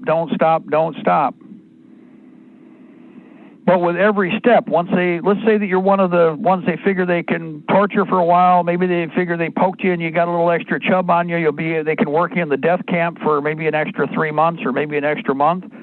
They pick you up, they take you back to the processing complex, which will be a district camp, a little more centralized, probably off one of the prison pods. Then they're going to cycle you through a mobile processing site, because they're going to have to deal with volume, so it's not just going to be the usual minimized processing site. Each complex can only handle a handful of people at a time. It's a normal institution. If they add a mobile National Guard concentration camp / death heads unit, death camp unit, they can process you in and get you behind the base wire as quickly as possible or behind the wall as quickly as possible. Now they've got you in the system. Now everything is going from one zoo to the next. And each time you move through the zoo network, you're going to be under, shackle, you're going to be under gun, you're going to be on a bus, you're going to be locked down. So the earliest phase, wherever possible, you want to bum rush the guards and kill them all, especially they start volume like this. You've got to be ready to get rid of the ones that are, controlling somebody. If you're going to do them, get rid of them all. They're not going home. They're finished. Well, if they decided to do this, which they are, they're talking themselves into this right now. They've already talked themselves into it with the Satanists, the Kabbalists. Kosher Mafia, this is what they're planning on doing. I'm telling you right now. It's already in motion. Go ahead, caller. Jump in there. Yes, sir. On the back of your road signs, on the back, there's a little silver square. Did you ever notice that? I know you did, but I mean people out there. For everybody, yeah. Now that's another thing we haven't touched in a while, and they also try to ridicule us about this because it's one of those best kept in your face, out in the open secrets you weren't supposed to think about because you're all supposed to be brain dead. They're called TACMARs. And if they reestablished the TACMAR system, some places it is, others they've been more subtle about it. But the original TACMAR system was proven beyond a shadow of a doubt. We know what it was about. You can even find the information in both the transportation, U.S. military transportation and combat engineer manuals because it's part of the road marker system that is surreptitious. It is clandestine. It is. Oh, you think it's a secret or something? Well, sure it is. You're pissed because I'm talking about it. So now you're going to try and claim it doesn't exist while it exists. That's what they were doing, guys, back in the day. If you look at all the propaganda where they punch up Mark Kornke, and he thinks there's secret messages on road signs. They say that, and everybody could even look at it, and they're brain dead. The idiots don't understand. Well, even if they do understand patterns, there's a coaching process where you don't want your enemy to think that you're stupid because you're looking at the symbols they put on the back of road signs. You want your enemy to think you're stupid. Wait a minute, keyword is enemy, so why do I care? But the whole purpose behind this was to buy time, and under the logic that most everybody wouldn't have a clue. What's fun is when I was originally talking about TACMARs, I'd have people like in Florida or I was in California, and there would be people who were smartasses and go, well, there's nothing like that in our community. And I'd say, really? And they'd look at you like, uh-oh. I said, really? How many people here live in this community? And of course, most everybody would be like 1,000 or 800 people or several hundred people, depending on how big or small the facility was. I said, well, anybody been outside, look at the road signs out in front of this church or this meeting hall or this auditorium? And everybody would get quiet. So let me ask you all something. How many of you noticed the rectangular red tachymars and the blue tachymars in the back of the signs out front? And then the Fed plant, who figured he could say something like he did out there with everybody, just mucked himself up. You know, want to know why? Because you could show how he was lying. Now, when you all go outside, and by the way, you know, this was, cell phones weren't as common, and picture cell phones weren't out there at all, guys. Excuse me. And so what would happen is somebody would go out and they'd go, well, that's crazy. And they'd go out and they'd come back in real slow. And they'd be like, yeah, they're out there, but they weren't out. And then there'd be this qualifier. Well, they weren't out there last week. Yeah, your point. Well, they weren't out there last week. Yeah, that's my point. They weren't out there last week, were they? So who put them up? And what's funny is almost always in the crowd, there's somebody from the county, or there's, you know, like who's a worker. The guy who does the work, guys. And then he goes, well, Bob, you work for the county. Well, what about? He goes, I don't know where those came from. We didn't put them up. Because, of course, they're expecting the usual cover story, the county put them up there, and then there's some BS story they'd fabricate for the reason they did them, okay, which was, you know, always a lie. In fact, usually I do it with Crayola.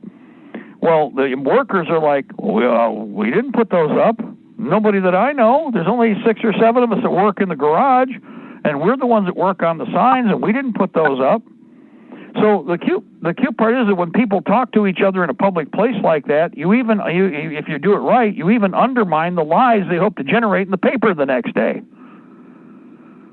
But the tachymars, the purpose there's a number of different reasons for the tachymars. Number one, transportation movement without radio communications. You can do it with radio silence. The tachymar is on the far side of the road away from your travel route. In other words, if you're on the right side of the road, they're going to be on the back of the signs on the opposite side of the road. They are geometric symbols for a reason. Much like you have, think about this, you have different colored lines on the floors in hospitals that take you to different places, right? Does it require any writing? Well, you have signs on the wall that say, follow the red line to radiology. So you follow the red line, and there's nothing on the ground that tells you what it is. There's a red line there. And you take the red line, and it goes to the right. You take the red line, and it goes through the doors. And you take the red line, and it goes down the hall to the left. And then on the wall, there's the sign, radiology. Well, before I got there, that red line meant radiology, guys. The tachymars serve the same purpose. That's why they're also different geometric sizes and, you know, dimensions and, you know, and symbols. There's, you know, octagons, circles, triangles, rectangles, squares. Now, even with rectangles and squares, you cut a corner out, now you've got 5 different symbols. What do I mean by that? Well, if you leave it a rectangle, that's one symbol. If you cut the northeastern corner off, that's 2 symbols. Well, you figure out how many corners. That means you can make 5 symbols out of one object. And the advantage of squares and rectangles is you can use a roll of reflective material in whatever the color is, and all you do is cut it off, snip the corner, put it on the sign, go to the next sign, unroll the amount you need, cut it, snip the corner, put it on the sign. See how that works? What's funnier than hell is with what I just described, where people said, well, we don't have anything like that here. We were up in Montana, and we had to drive to 4 locations in 2 nights, okay? And so we're on the road, and we go to this one location. I think we're in Bozeman one day, and we're on the south side of the expressway. And the road that we're on is the main drag that is perpendicular to the expressway. And there were about probably, I think, 1,100 people at this event. And there's a smartass, as always, who stands up and goes, well, there's nothing like that around here. I said, you mean like the blue ones outside on the signs in front of the building here?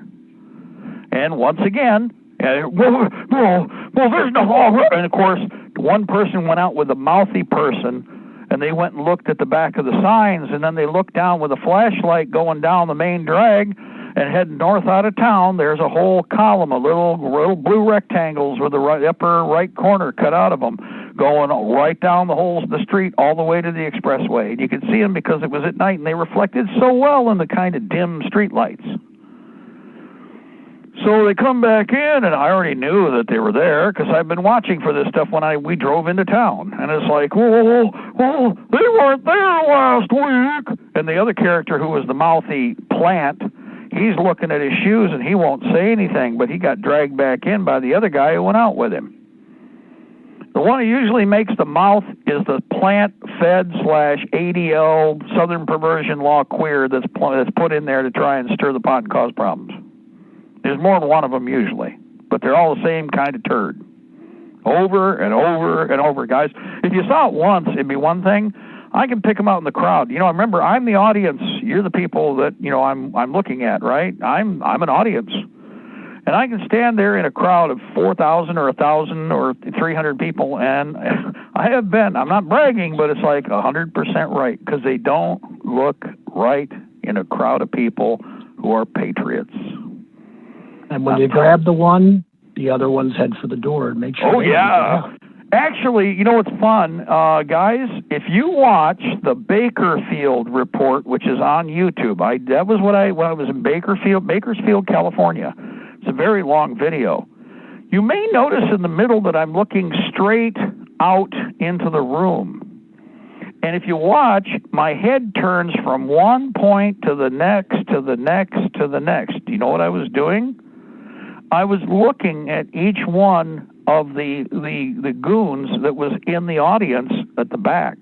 And I went from one to the next. And as I said, as I'm talking there, they went from they were out in the open, and as I look and they realize I'm looking straight at them as I'm addressing the audience, and I look straight at them in eye contact, and this was a fairly large crowd, they start to disappear or try to hide behind the person in front of them. And it was like watching the moon eclipse, where they moved behind. Well, at a certain point, whatever happened, one of them touched his ear, and all of them bolted for the door.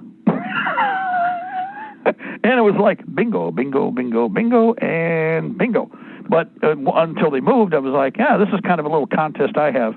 Pick out the snotheads in the crowd. It's not hard to do. The people that are there are joyous because they are amongst people of their own kind. The enemy can't fake that. I can't emphasize this enough. It's so easy to spot them, even the ones that try. But most of them are arrogant, which is really cool. So they think that somehow there's a magic force field, like, you can't see me. And it really is bizarre how they act. And some people have talked about, when we've talked about demon possess, some of the stuff that they do while they're sitting there in the audience is bizarre. And the way they fidget and squirm, I mean, everybody else is basically like in attention mode. They're like relaxed, they're listening, they're paying attention, they ask questions. These characters, they can't sit still, and they're nervous, and they're not just nervous about you looking at them and talking right at them, by the way, but also the fact that everybody else around them is starting to look around, and they realize that that's drawing attention to an idea. They can't hold themselves in place with that, people. There's two ways they go. Ultra introvert, where they're like a pharaoh or like a sphinx, or where they go fidget / the demon inside them is just going twitchy town. Okay, so just a heads up. Again, it's off on an angle, but the Bakersfield report has been posted by somebody on YouTube. If you get a chance, go watch it. The camera does move around through the audience from different shots with different cameras while I'm talking. And if we were sitting in the same room, I could show you who I was talking about because I can point right at them on the back wall. And the one that was in the audience to the right, one to the left, and all of them on my SCAO, because that meeting was so large. Forgive me, caller, just a second. That meeting was so large, people, that they didn't want to turn people away, so they ran out and they got portable televisions from one of the schools, TVs, and they set up a feed with one of the cameras, and they had about 3,000 or 4,000 people standing out in the parking lot watching the event that was inside. That's how big that was. Go ahead, caller, jump in there, please. Hey, Mark, this is Jameson in North Carolina. And I wanted to mention something. I was working on reviewing some of the information on the coronavirus vaccine coming out, and I was finding some interesting articles about how this vaccine has to be stored at a lower temperature, a minus 94 degrees Fahrenheit, compared to the existing frozen vaccines that are stored to negative 58. And because of this being stored at a colder temperature, doctors' offices and pharmacies don't have the capability of storing the new vaccine produced by Pfizer. And so that this vaccine has to be, the states have to set up like central locations for storage for this vaccine. And then also on top of this, there were articles about how that Pfizer is working on being able to, aircraft for shipping these vaccines all around the world, and how about all the storage. And then a friend of mine brought up an article from a year ago about how that UPS was working on having a nurse working with UPS to distribute vaccines. Now, this was back in 2019 when before all the coronavirus stuff. So looking at this, I was wondering about your perspective on it, but it's the things I was looking at this afternoon and articles I was sharing on my newsfeed, I found to be very interesting.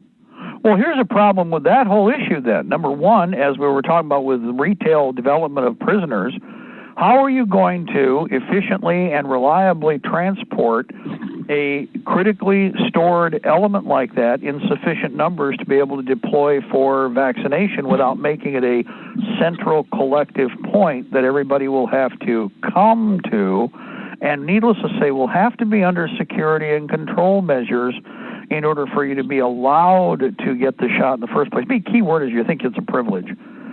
So using it as a way to bring people in, much like the communists did when they executed all the gun owners in Leningrad. It took only one day to execute every gun owner in Leningrad. They had everybody come to the central locations. They grabbed their guns, then they grabbed the owner, they took them down in the basement, they blew their brains out, they hauled them out to the mass burial points or turned them into human sausage, whichever, and then on to business.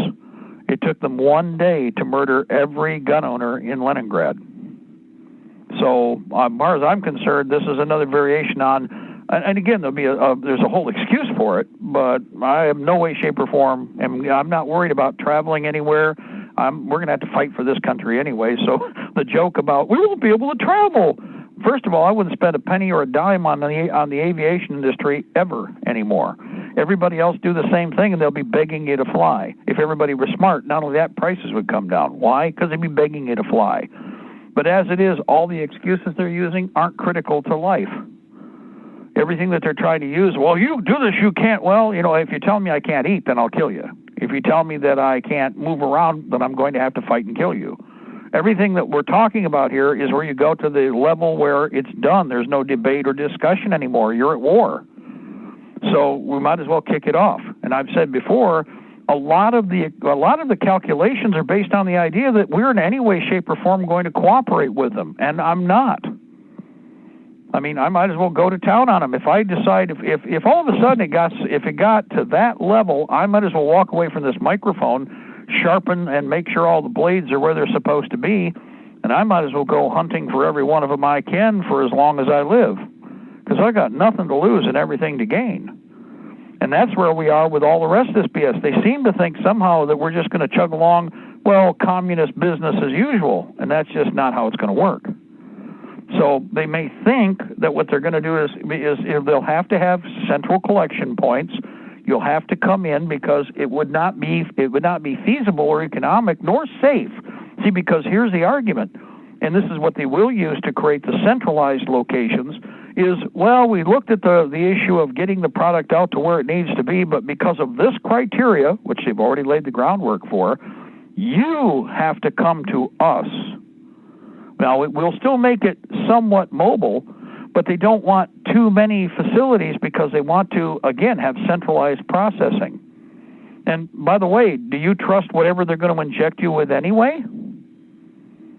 I mean, would you? For me, absolutely not. I mean, when my first son was born, when my first son was born, I mean, we had to end up in the hospital due to an emergency, and I was absolutely furious because my son was born early, and they had already jabbed a needle into him without my permission within the first hour or two, and he was a 2-pound baby, Yep. And they gave him just the regular, and I was completely aware of all the issues, except I didn't know that they were sneaking that in, that early. Well, let's go back to something else that they've just now started talking about again, and I'm fascinated, but they're trying to shut up. They can't stop it because there's a public announcement. Gardasil. For cervical cancer, they told all these young girls that they had to have a Gardasil shot. They killed more girls that way than they would have if they'd had cervical cancer. They knew it. They knew it from the get-go. It's parallel in terms of intentional destructive process to what happened with Prozac being introduced into the population. They knew it was already contaminant. They knew that it would cause the problems that it did, and that it would also, in many cases, create a much more virulent response and a cancerous response than if the individuals had simply taken, quote-unquote, their chances. But what it was promoted through the public fool system, same as Ritalin, same as Prozac, and with the same purpose and mission. How many girls died from Gardasil shots? Now, Gardasil was introduced over a period of 10 years. They fought 10 years to get that scam in place. They finally went with propaganda, panic propaganda, and they ramrodded it through so that everybody got their bought and paid for whore money, and then they got a bunch of young girls and ladies killed. Okay? So here we have something that, caller, guys, everybody, we have to bum rush this through so fast, and we didn't know how to do it, but we pulled it out of our ass, and all of a sudden it's a miracle. But by the way, we also passed this. You can't prosecute, and you're not going to be able to sue any of the people who have made this whipped up BS that is a kill shot. The fact that they have dropped all of the liability issues, which I want somebody to show me that that's not the case, because I'm sure they'll do propaganda. Oh no, that's not it. Yeah, I guarantee it is. I believe the whole thing is a lie. I believe it is a fabrication, and it's designed to get a lot more of us killed or debilitated. I think it's no different from the actual description of what's going on with the coronavirus in the people that it does affect critically. In that if you have any other respiratory or debilitative disease, it will accelerate the death of that patient. But here's the thing. With the shot, it will accelerate to a greater degree, 10, 20, 30-fold, what would have been the take your chances and maybe contract it, maybe not, just like the flu any given year. It's a kill shot. It's a happy shot. It's communist Chinese. They did that back in the 60s with the Cultural Revolution.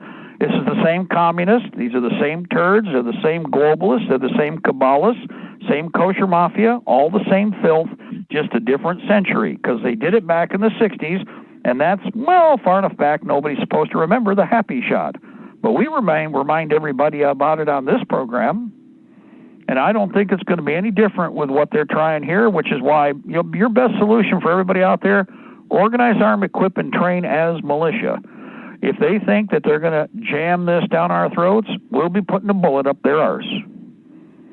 It's just that simple. Congratulations. And there's no, why should I apologize? I'm not going to apologize for what I just said, nor am I going to hesitate. Why? They're talking about murdering us.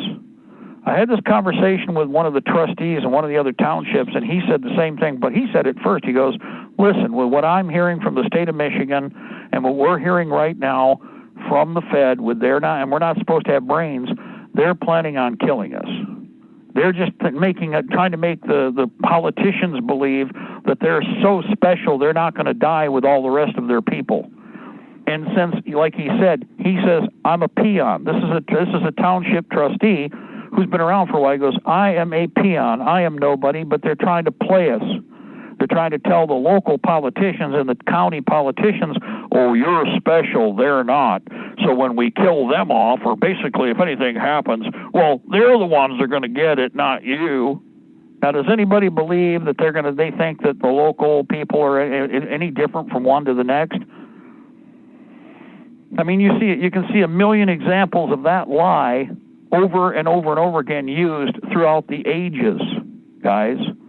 And right now, that's the plan. As far as I'm concerned, again, it's like, well, I'll tell you what, I will take my chances. Now, it doesn't mean they aren't going to try. This is why, like I said, you better get your NBC technology together.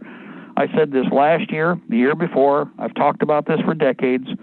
If they're going to attack us, they can lie to you. They can hit us with something and lie to you and pull a story out of their arse, just like they did the corona beer virus. And it can be conventional chemical, and nobody would know. Why? How many doctors have you run into that were honest about what was really going on with this corona beer virus? The ones who were trying to be honest were attacked by who? All the dishonest ones and the controlled media. So, guys, if the government hit you with a chemical agent and then they came up with a story about this horrible biological weapon, how would you know? Who would you turn to? The liars are the ones who did it, which is what we're dealing with now. The liars that are trying to get you to walk into the cattle stall for that bolt to the head. Remember, they don't shoot you. They have a machine. It's a bolt driver. That way they use the same bullet over and over again. It's got gray matter from 20, 30, 40, 50 victims. They put the thing to your head, boom. Big bolt goes 6 inches into your skull, comes back with a little bit of your brains, maybe a bit of hair. Don't worry, it scrapes off on the outbound. Think about it. As far as I'm concerned, this is it. We're at war. Everybody needs to be in a war footing. Everybody I have talked to that is any kind of know-it-all, the first thing they say is everything is totally wrong right now. And the election is an absolute farce, people. Callers, guys, all of you, what do you think about it? The election, vote early and vote often. Vote early. Why would I need, let me ask you all this. I'm an adult. I'm a human. The government is not the center of my universe. We had an election day for a reason, so that the other 364 days of the year are ours. We now have these parasite communists dragging this crap out and making it the center of the universe when it isn't. And it's only supposed to be for a day, one day, not days and weeks and months on, we're going to have an election. It's kind of like the whole quarter of the year, don't you know? And we might still be counting after it's all, well, there really isn't an election day then, is there, guys? So the election's already been burned down. The election's already destroyed. The vote is already gone. Go ahead. Jump in there quick, please.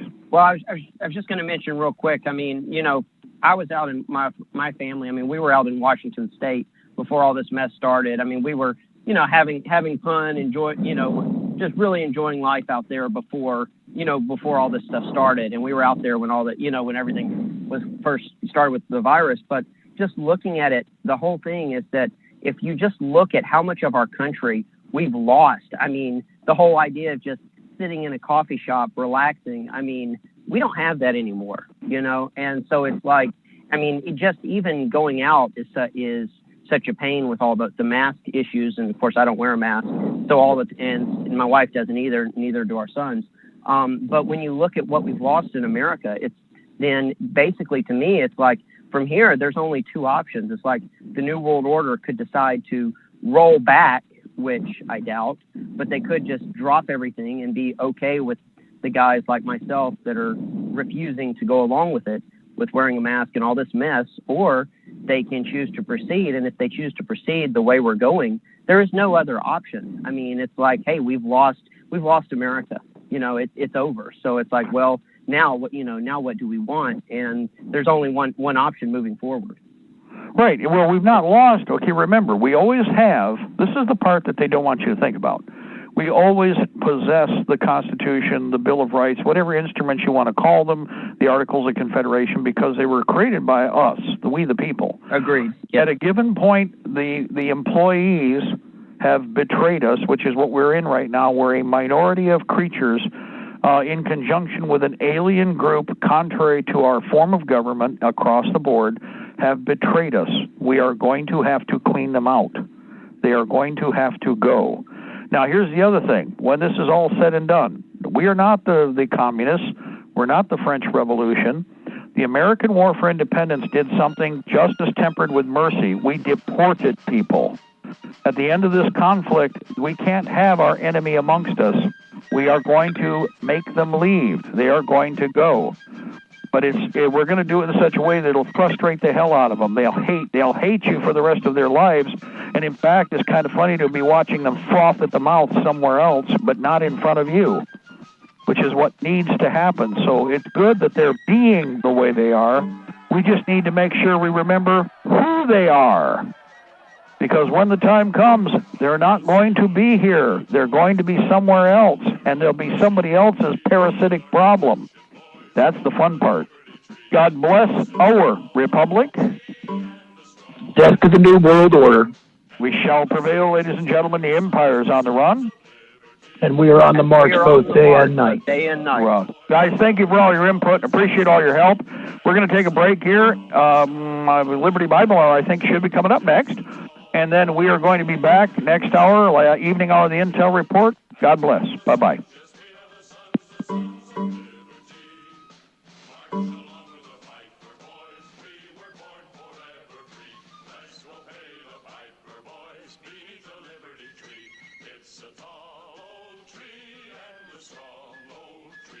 This session is no longer being recorded. Goodbye.